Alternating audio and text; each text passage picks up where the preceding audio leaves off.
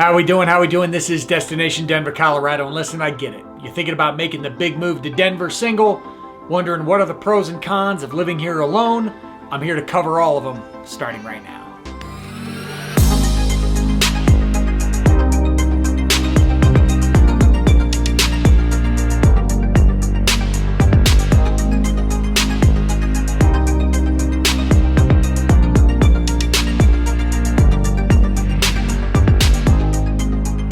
All right, so this is Destination Denver, Colorado. I'm your host, Jimmy Everts, and listen, if you're interested in learning all the ins and outs, pros and cons to moving to or around Denver, Colorado, then that's what I and this channel are all about. So that subscribe button and notification icon popping up, make sure you click on that as I'm dropping new videos for you each and every week. And listen, as much as I love getting a little creative and trying to be entertaining on these videos, I'm also a licensed mortgage expert, teamed up with some of the city and state's most talented realtors, and we love nothing more than helping people move to this amazing city. So that number and email popping up below, I'm always the person answering your phone calls, answering your texts, answering your emails, there when and if you need me. Now that we have that fun-filled stuff out of the way, let's get to what we're here for, and that is you're thinking about making the move to Denver single. What is it like? Pros and cons, living here alone. Let's get it. All right, so listen guys, we can't start a pros and cons video without starting with a pro, and the most obvious pro I can give you is the fact that Denver has seen a pretty massive youth movement. Just as an example, the millennial generation had 11,000 people move into Denver in 2019. We were number one in the entire country for that generation moving to Denver. 11,000. Second place was Seattle with 6,000. As of last year, Denver was rated the fourth best place to move for young professionals. We were behind Charleston and San Francisco. So number 4 in the entire country. And just before the pandemic, in March of 2020, there was a survey conducted in which Denver was picked the number 1 place for young professionals to move to and buy a house in. So not bad company. What does that tell you and what does that tell me, a professional who's helping people move here all the time? It tells me that young people are looking to move to Denver and there are a lot of opportunities here for it. And it also tells you that if you're moving here single, moving here alone, whatever that looks like, that you're not going to be alone. Now, a big factor for this is that a company like UpNest rated Denver as one of the top places to live because of quality of life, and you see it. Denver is a pretty energetic city. There's always people outside. There's always people doing things. We're gonna talk about that obviously in depth as we go, but quality of life is very high here, and that's driving more and more people, more and more young professionals, younger generations to move here and give Denver a shot. Now listen, I'm gonna be realistic with you. A lot of you that are checking in on this video, you are maybe moving away from home for the first time. You might be moving away from a relationship you have been in. You're going kind of out on your own for the first time ever, if not the first time in a long time. You're moving to a place where you don't know anyone, where you don't have necessarily the resources you have had before. So our number 1 con that I'm going to give you is that Denver is not an inexpensive town to live in. To give you some just general numbers, and obviously you're going to do your research, but the average rent in Denver sits around $1,800. Is that to say that you're going to find a place for $1,800? I'm going to be very clear on this. It depends on what you are willing to pay for what you are willing to live in. I always go back to my days in the Bronx, New York. I had an apartment that I paid $650 for at a time when rents in that area were easily $1,200, $1,300, $1,400. The difference between their apartment and mine was that mine was an illegal basement apartment. It had basically like prison windows. The windows started right about my shoulders. They were about that big, about that long. I could see people's feet as they walked by. Not exactly ideal. Can you find places below $1,800 that are not an illegal basement apartment? Yes, you absolutely can. Are they gonna have marble countertops and a beautiful fireplace? Chances are not. Are they gonna be in the heart of Denver? Chances are not. At the same time, many of you might be thinking $1,800 is cheap, I'm gonna go above that. There's a lot of different opportunities there. For my home buyers, I want you to think about the fact you're gonna hear the median home price in Denver sitting over $600,000. Again, that is going to depend on what you want. Are you looking for condos, townhomes, single families, or detached homes? Gotta correct myself, detached homes.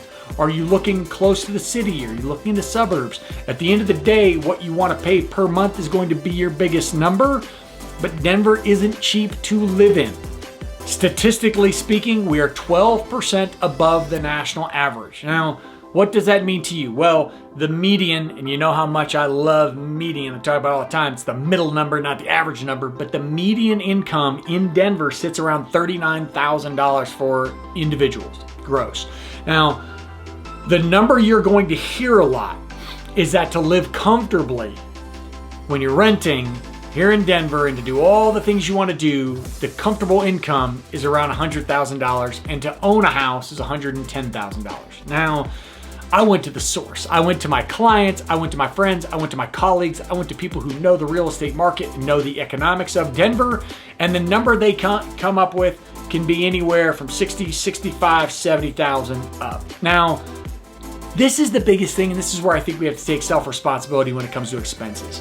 Your cost of living is going to depend on a lot of factors for you. Where do you want to live? What do you like to do for fun? Are you a night owl who's going to hit up restaurants and bars and spend a lot of money on entertainment? Or are you somebody who kind of lives easy and enjoys your amenities are more parks and outdoor and things that aren't going to cost you as much? As far as those restaurants and bars, when we talk about expensive, Denver has gotten a little bougie, in my opinion. There are certain restaurants here that have us confused for Vegas and New York and Chicago, where you look at the menu and you think, man, am I really in Denver, Colorado? At the same time, if you're smart about your money, there's still some opportunities to get to some places that aren't going to break your bank, but it's going to be an adjustment period. When it comes to how expensive a city is, I understand that a lot of that is going to depend on your situation, where you are coming from, the job you are moving here for, or the job you find once you are here. If you're moving here from an LA, a Washington, D.C., a New York, a Chicago, chances are you're going to get to Denver and nothing is going to blow your mind. If you're moving here from the Midwest, if you're moving here from areas of the country in which the cost of living has been, relatively speaking, I'm using air quotes far too much in this video, but if you're moving from an area where the cost of living was lower, then there's going to be some sticker shock getting here. I like when I hit a point where I don't have anything really left to say, I just kind of fill in the blank. So when you think about Denver being a more expensive town to live in, and that might be challenging for somebody living here alone, I got to hit you with the second pro, and that is some of the cost for that expense is the economic growth, the explosive economic growth that we've seen here in Denver. So Denver has had a growing economy for the better part of 20 years. Even when we look at the crash of 08, 09, it didn't hit Denver as significantly from an economic standpoint and from a real estate standpoint as it did the rest of the nation. Now, if you go back to, let's say, 2009, 10, 11 timeframe, most of the high-paying jobs here in Denver were oil and gas based. That was predominantly where if you saw somebody and they made good money, they were in oil and gas. Now, Denver has become a hub for a lot of different industries. Biochemical, tech, financial, healthcare, education. I mean, tech alone, we've got Amazon, WeWorks, Wordplay, TripAdvisor. Meta has an office here. Amazon has an office here. If I'm repeating companies, it's because technically there's a lot of them. Colorado has over 4,000 tech companies. There is a website that you should check out called builtincolorado.com. I don't get any money from them. I just think the website is outstanding. And builtincolorado.com is nothing but companies, tech companies, built in Colorado, built locally, startups. There's opportunities galore in that field. And again, there's still education and healthcare is a huge factor here. So when you talk about economic factors, there's a lot of opportunity here. As you can see, I get a little excited by it, but at the end of the day, we talk about it's expensive, but we also have the jobs to pay for it. Now, I don't want to keep going back and forth on you, so I'm going to give you my third pro, and that is the nightlife. Bars, restaurants, clubs, things to do, amenities in Denver has improved dramatically over the last decade. So again, if we rewind time, let's go back to the early 2000s, maybe even early 2010s. If you were going out in Denver, odds are you were going out to lower downtown, Lodo, Denver, around Coors Field where the Colorado Rockies baseball team plays. I swing an imaginary bat. That was pretty much the hub of activity in Denver. There wasn't really a lot more to do other than your, random bars that you might poke into. Denver has really seen growth in that department. As you saw, again, that huge youth movement that didn't just start a few years ago, the city of Denver and these different companies started to realize, we need to be competitive. They started opening more bars, more restaurants, more nightclubs, more venues. You see different segments. And Denver loves to name its different neighborhoods. So now you have Lodo. You also have what has always been called 5 Points, now nicknamed River North or Rhino, which is pretty close to lower downtown. You've got places like the Highlands. You've got Broadway, which runs through Baker, and then South Broadway, continuing Broadway, South Broadway, which runs through Platt Park. These are all areas filled with bars, nice restaurants, a lot of different vibes, a lot of different communities. So many different things to do in Denver that I can't keep saying it enough. It didn't exist 10 years ago, but you have options and you have choices. So when it comes to going out in Denver, you're not stuck with the same routine thing over and over and over again. You could spend time in different areas and different sections of this town, depending on what your vibe is. You could have things to do endlessly.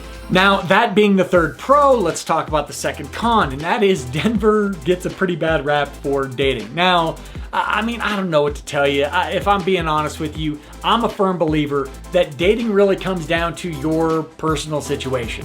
I was single for plenty of time. I'm engaged now, but man, there were times where I absolutely loved dating in Denver and had a good time with it, and then there were times where it sucked. Now, Denver had a moniker. It's starting to fade away, but for quite a while, the ladies of Denver referred to Denver as Menver.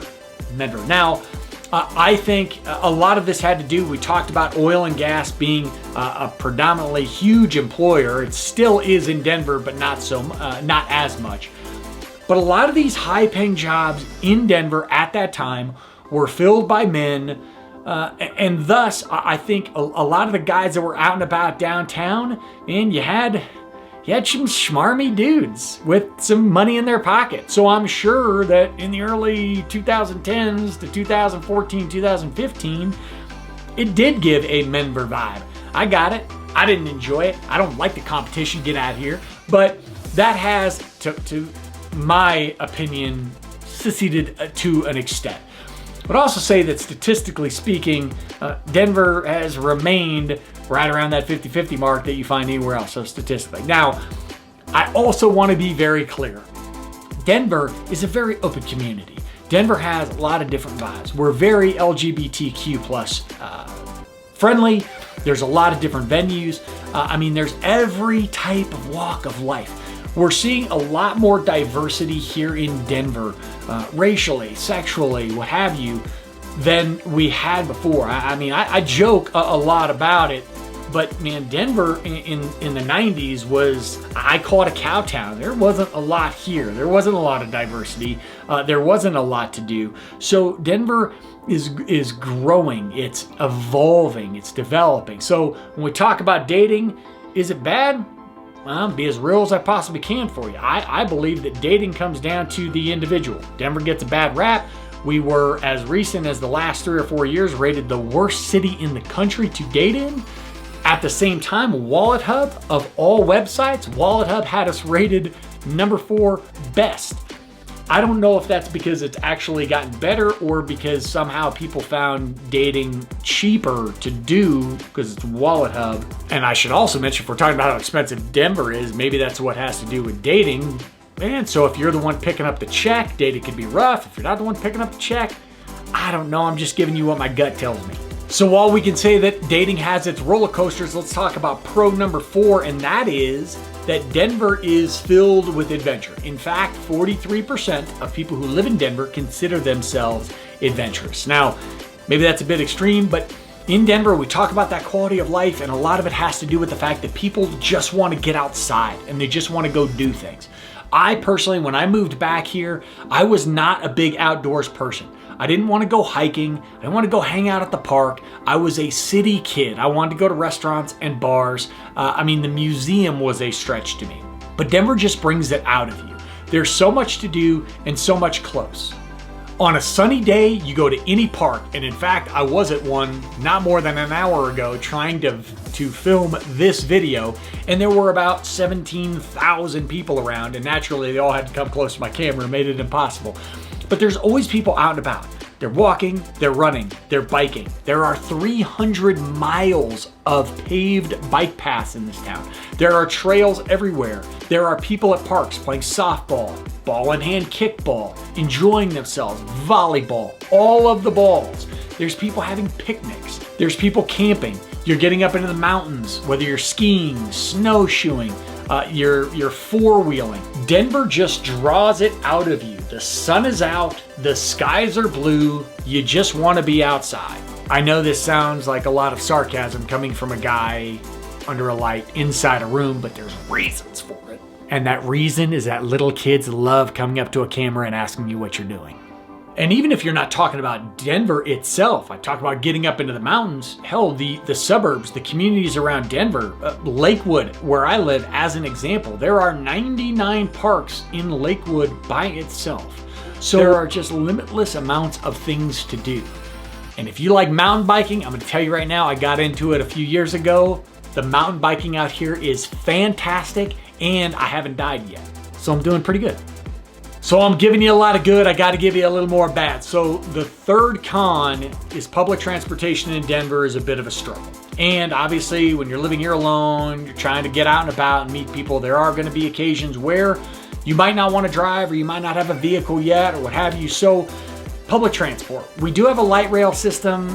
Its usefulness is hit or miss. If you live along one of its lines and it's got a handful of rails that come out of Union Station, which is kind of in the heart of downtown Denver, if you live somewhere along one of those rail stations or nearby, that could be very useful to you. I know a lot of people who use the light rail. But if you're not near one of those lines, like where I live in Lakewood, it would take me, about 10 minutes to get from where I am to a station to park to get to where I'm going. And chances are the drive to where I'm going is like 20 minutes. So going out of my way to the rail station, light rail station, doesn't make a whole lot of sense for me. Sometimes I do, sometimes I don't. I will say this, the light rail station is fantastic for getting to and from the airport. I'm gonna randomly throw that in here because obviously if you're moving here, you might fly at some point. You can use the light rail for that. And not that Denver is really an exception to the rule anywhere else, but Uber and Lyft, they've seen a decrease in how many drivers they have at the moment. You've seen the prices of Lyft and Ubers rise, certainly in Denver. Across the nation, I would imagine to some extent. So just something to keep in mind. The cost of transportation has risen a little bit. I might be making up words as I walk through this video, but hopefully that comes down as more and more drivers get back out on the road.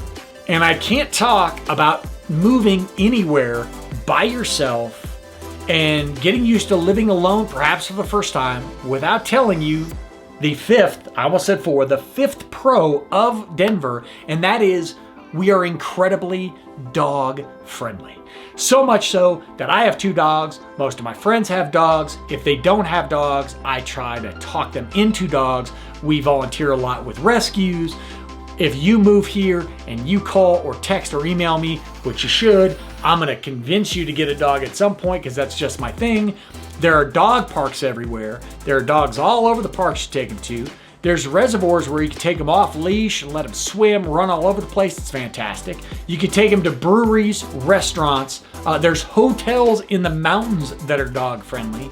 Denver and Colorado just want you to be around dogs. Why? Because they're perfect. And they were created to bring us happiness and to help us connect with other people. So while you're moving to Denver single, moving to Denver by yourself, now you have a dog. Now you have a dog that is going to interact with other dogs and help you meet people. Hell, I'm getting married. I don't mean to rub this in or bring up in. I'm getting married because my fiance liked my dog more than me in the beginning. And now she likes both of our dogs more than me in the end. I wish I was kidding at that point, but I'm not. Our dogs are adorable, and I understand why she likes them more. So listen, you know that there's some great jobs out in Denver, and you'll be surrounded by young professionals. It might be a little pricey, but that's only if you have a big nightlife.